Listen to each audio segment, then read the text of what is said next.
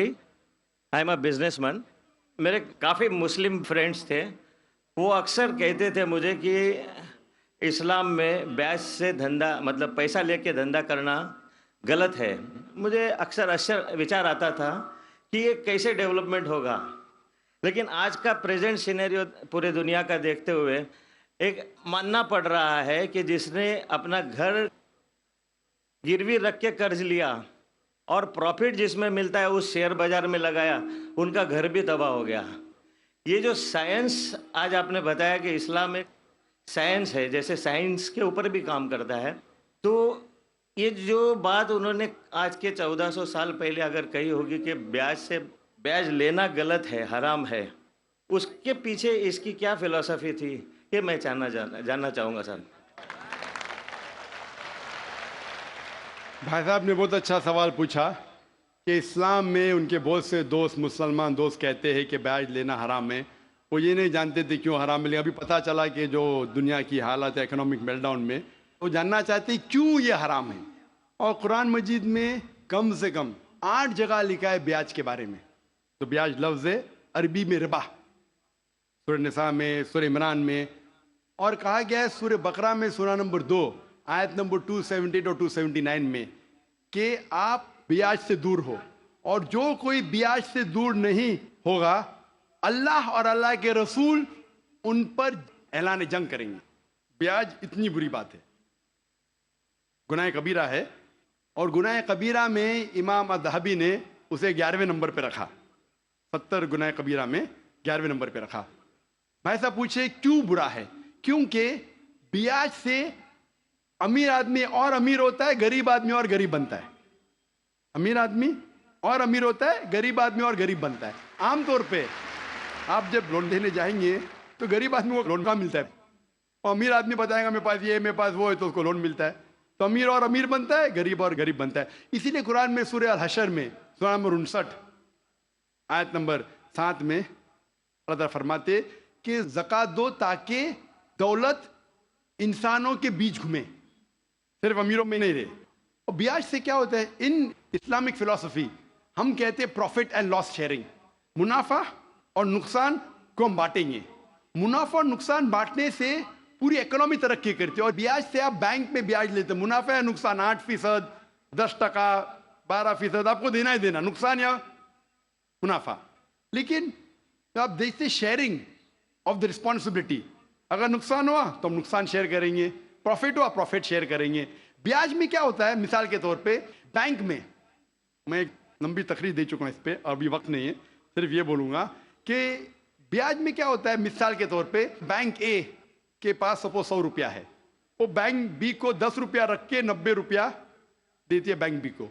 Bank B उसमें से 9 रुपया रखता है, बाकी का 90% देता है बैंक सी को। बैंक सी 10% रखती, 90% देती डी को, डी देता ई को। तो लोग कहते हैं मार्केट में हजारों रुपये है कितने, 100 रुपया। तो आज की तहकीक कहते हैं मार्केट में फ्लोट हो रहा है $6 ट्रिलियन, है तो कुछ नहीं, बहुत कम फ्लोट हो रहा है $6 ट्रिलियन।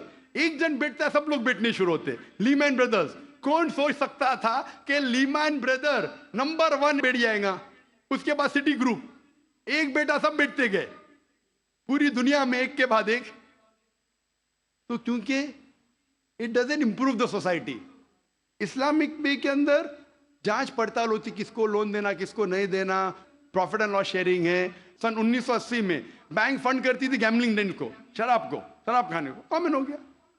इसके बारे में अगर तकरीर मेरी सुनेंगे, interest free economy promulgated by the Quran, रिबा किस तरीके से हराम है, उसके ऊपर तकरीर मैंने की है। अगर वो सुनेंगे उसमें और डिटेल में मैं तस्करा कर रहा हूं क्यों इंटरेस्ट हराम है।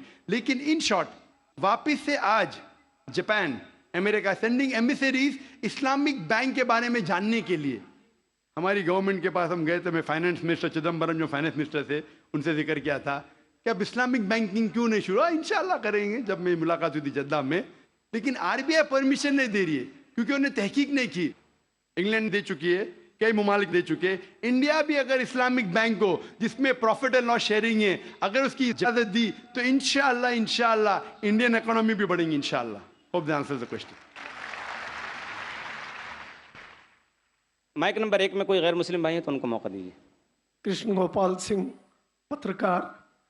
मैं विद्वान श्री नाइक साहब से ये जानना चाहूँगा कि आज के आतंकवाद पर इस्लाम का क्या नज़रिया है।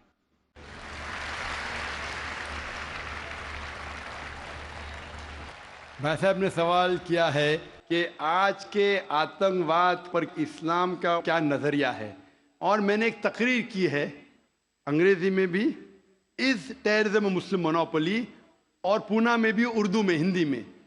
क्या आतंकवाद मुसलमान की विरासत है? कि अक्सर लोग समझते हैं आतंकवाद मतलब मुसलमान होना ज़रूरी है, और एक कहावत थी कि हर मुसलमान आतंकवादी नहीं, लेकिन हर आतंकवादी मुसलमान। तो इस जुमले के वजह से मैं तकरीर की थी, वक्त की किल्लत है अभी। लेकिन आपने कहा कि आतंकवाद पर इस्लाम का क्या नज़रिया है। कुरान मजीद में साफ अल्फाज में लिखा है, सूरह मायदा में सूरह नंबर 5 आयत नंबर 32 में, अगर कोई भी इंसान दूसरे इंसान का कत्ल करता है, सिर्फ कत्ल के बदले कत्ल, और अगर वो इस जमीन पे फसाद फैला रहा है, इन दो वजह के अलावा कोई इंसान दूसरे इंसान का कत्ल करता है, गोया कि ऐसा है कि सारी इंसानियत का कत्ल करता है।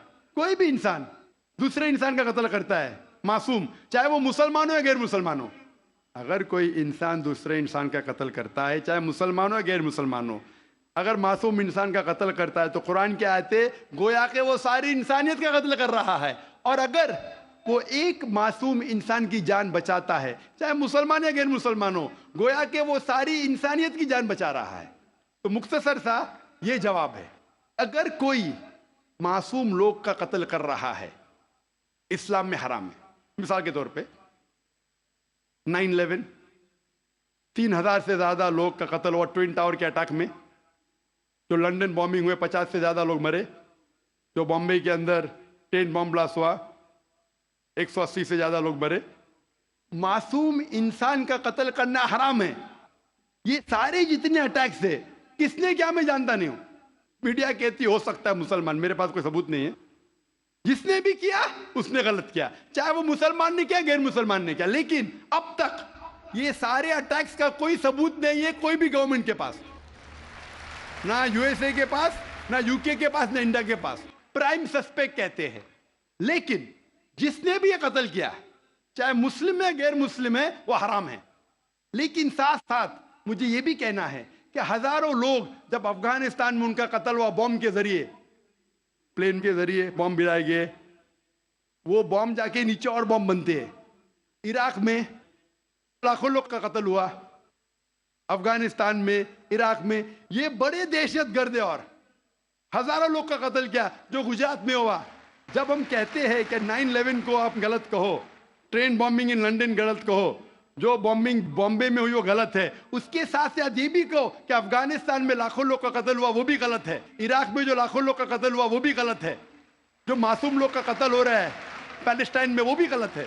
हमें डबल स्टैंडर्ड नहीं करना चाहिए।